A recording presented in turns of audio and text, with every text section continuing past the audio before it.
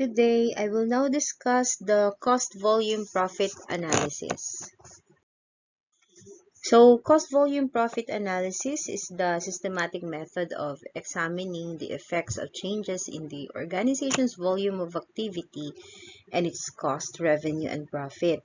So, dito, ginagamit ito in order to examine kung ano ba ang magiging epekto ng pagtaas ng volume ng activity sa cost, revenue, and profit ng isang company.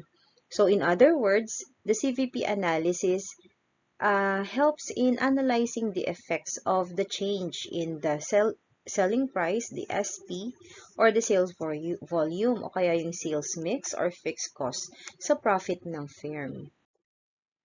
So, ang usage nito is first, product pricing. Siyempre, kailangan mong malaman magkano ba yung tamang produkto kasi through this ay magkano yung tamang presyo. Kasi through this, you will be able to compute if kapag ganito yung selling price mo, magkakaroon ka ba ng profit o bababa yung profit mo or break even ka lang. Another one is accepting or rejecting sales orders.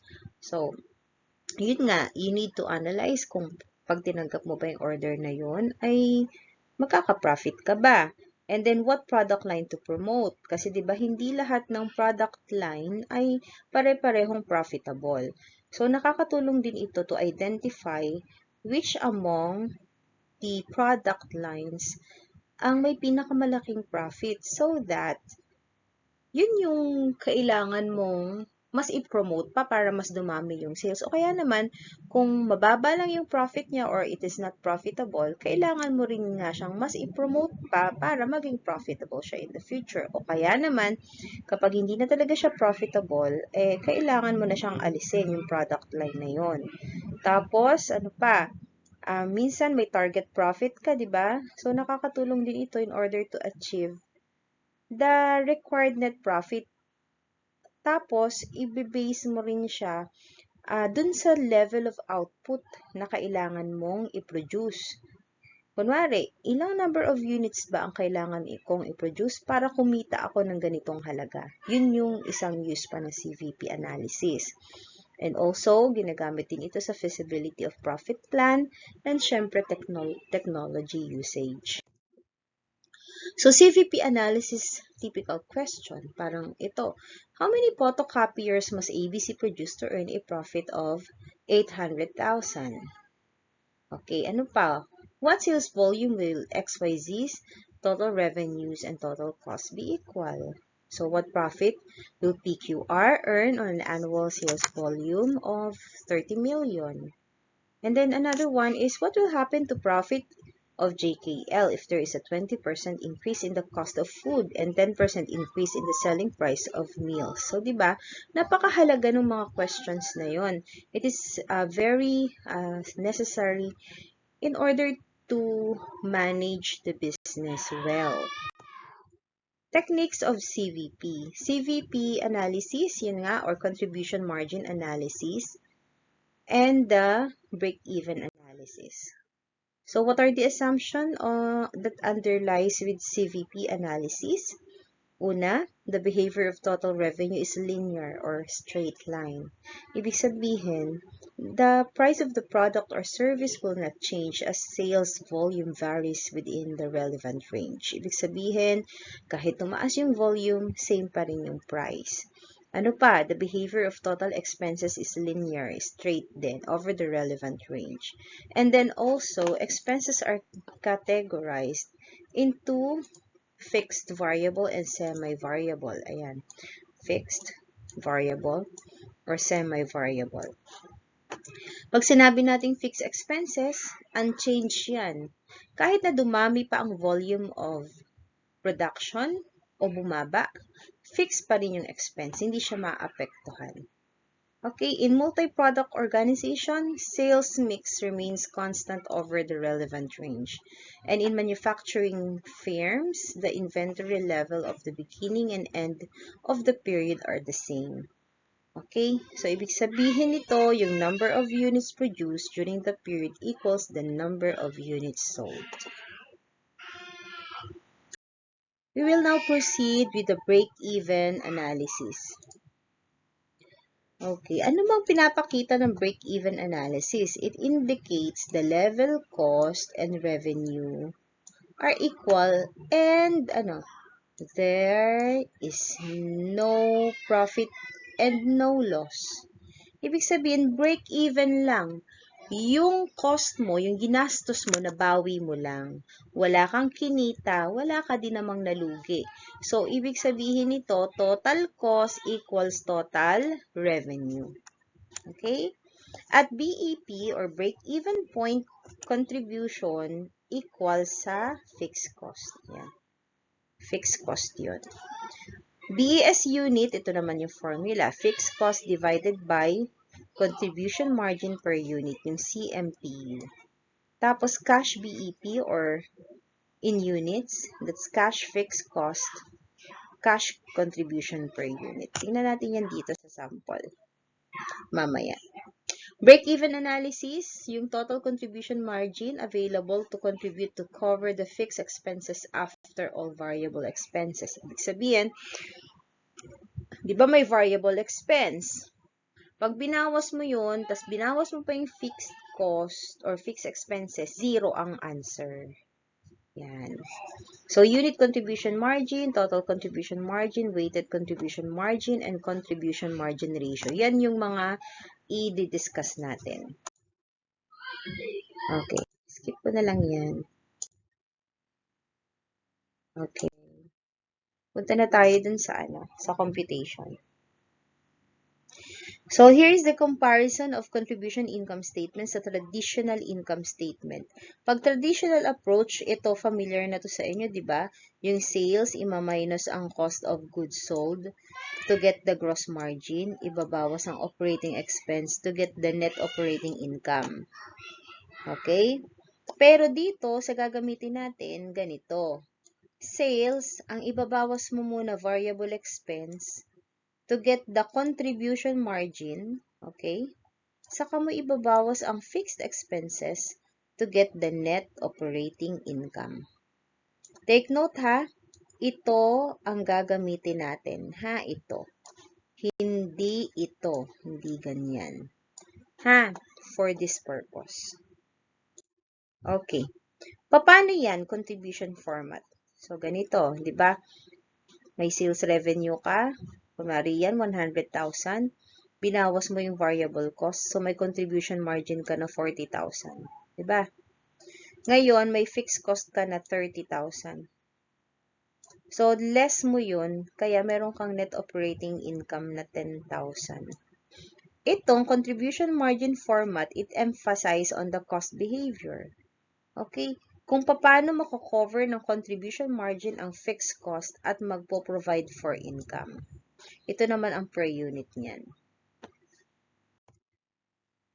Okay, tingnan natin. Ito. So, the raise and develop contribution margin income at 300, 400, and 500 units sold. Tingnan natin kung paano. Kapag daw 300,000 lang yung units na nabenta, di may sales siya nito, 150. Meron siyang variable na 90, binawas mo, so 60. Ang fixed cost niya ay 80. Ano nangyari? Lugi siya. Okay? Pero, kapag ang binenta niya ay 400 units, nakita nyo yung CM niya, contribution margin niya 80.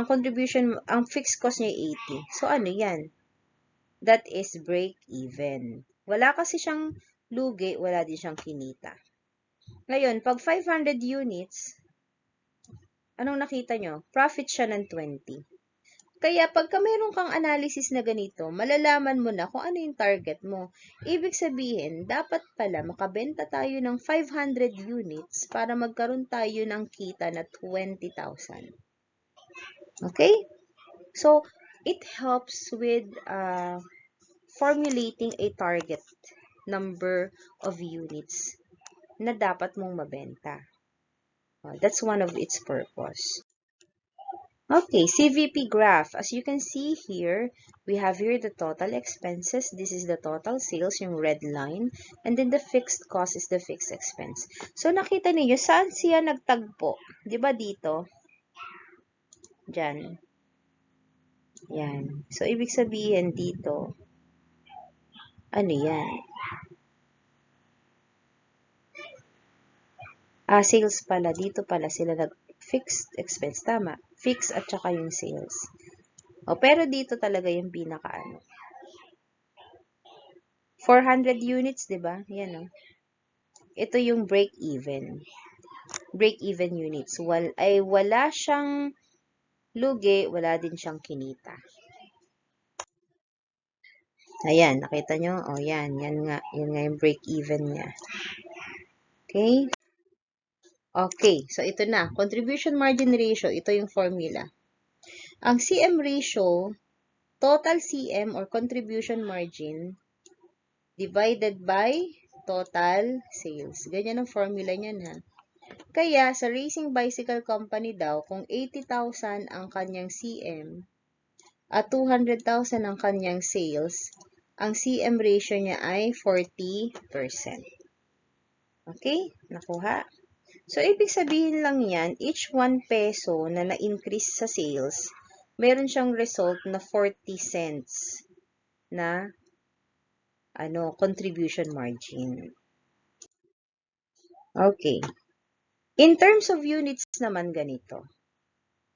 'Di ba may CM ratio ka? Para makuha mo yan, kung units naman, yung unit ng CM mo, divided by unit selling price. Katulad dito, unit CM mo ay 200 pesos, ang selling price naman niya ay 500 pesos, so 40%. Yun pa rin, na-compute pa rin ang 40%. Ano? Okay, next. Ibig sabihin, 50,000 increase in sales revenue result to a 20,000 increase in CM. That is 40%. Ayan, 20,000. Okay? Break-even analysis. So, here's the information of racing bicycle company. We will take into consideration or we will take into account the following information. Una, 500 bikes. Ilan yung nabenta? 500 bikes. Unit price niya, 500 daw per bike. Ang variable, 300 per bike. Ang CM, 200 per bike. Okay? Yan yung mga info, ha, kasi yan yung kailangan natin sa formula. Ngayon, we have to compute the break-even point in units. Units tayo, ha. Pagka units ang kino-compute, pag units sold, ang kukunin mo ay yung CM per unit, ang denominator mo. Pero kapag sales not in dollars but in peso, okay, break-even point in peso, ang denominator mo ay CM ratio. Okay? Okay ba? Tapos, yung numerator mo, fixed expense lang pareho. Okay, nakita nyo dyan. Saan lang sila nagkaiba dito? CM per unit pag break-even point in units, CM ratio kapag in peso or dollar. Let's use the contribution margin method to calculate it. So here, break-even point in sales, dollars or peso. Diba? Ang pinag-uusapan natin dito. So, dollars or peso. Kaya, ang denominator ay ratio. Kaya, 80,000 divided by 40%. So, ang break-even sales natin ay 200,000. Okay? Susundin lang yung formula. Suppose the company wants to know how many bikes must be sold to earn magkanong profit? 100,000. Gusto daw nilang magka-profit ng 100,000. Ilan ang dapat nilang ibenta? Di ganito lang. Fixed expense plus the target profit divided by CM per unit. Kasi nga, ang tinatanong mo dito, ilang number of bikes ang ibebenta mo. So, unit per unit dapat na CM ang denominator. Tapos, i-add mo lang yung target profit. Kaya, 80,000, that is the fixed expense, plus 100,000 divided by 200 per bike. So, ibig sabihin, 900 bikes daw ang kailangan mong ibenta para magkaroon ka ng target profit na 100,000. Okay? Next, margin of safety. Paano naman ang margin of safety?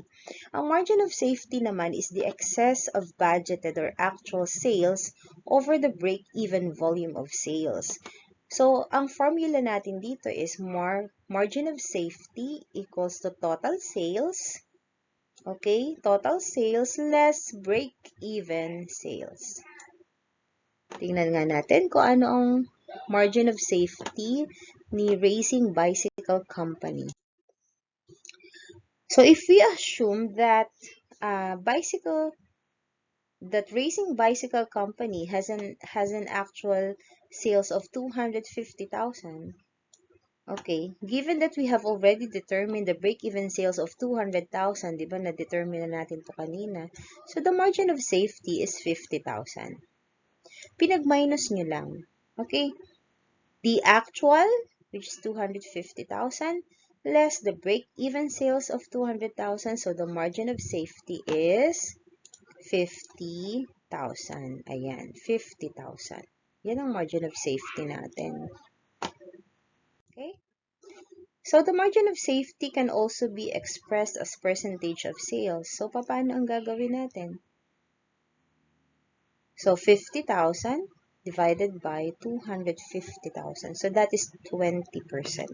50,000 yun na-compute natin na difference, diba? The 250 minus 200 divided by the 250,000 actual sales. So, the margin of safety percentage is 20%. Margin of safety can also be expressed in the number of units sold. So, paano ang gagawin natin? Diba, we already calculated the 50,000 margin of safety divided by the selling price of the bike per unit, which is 500. So, 50,000 divided by 500 equals 100 bikes. Ibig sabihin, if nakabenta ka ng 100 bikes, you will have a margin of safety of 50,000.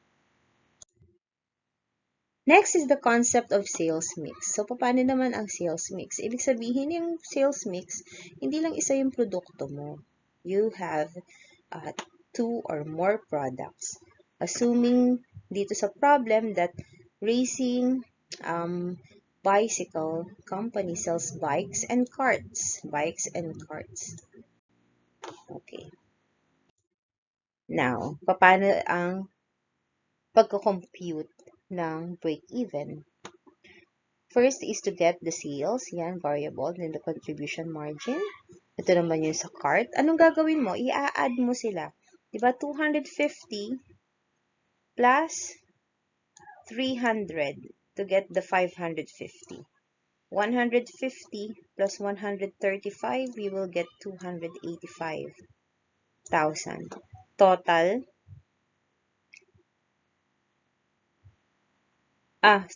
total pala yung difference. 550 minus 285 is 265. And then you will get the percentage. Diba? Ayun yun, oh. Yan.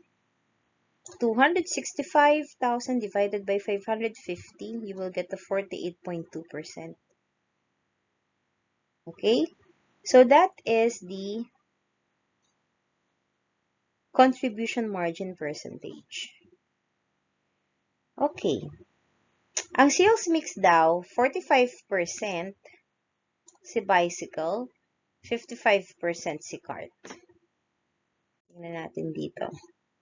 So, to get the break-even sales, you get the fixed expenses. Nasaan ang fixed expenses natin dito? This one. 170,000 is the fixed expense. Divided by the CM ratio. Ano ang CM ratio natin? Yung nakuha natin dito. Okay, 48.2%. So, the break-even sales mo in peso or in dollar is 352,697. So, that's all. Yun lang. And I hope you understand how to compute CVP analysis.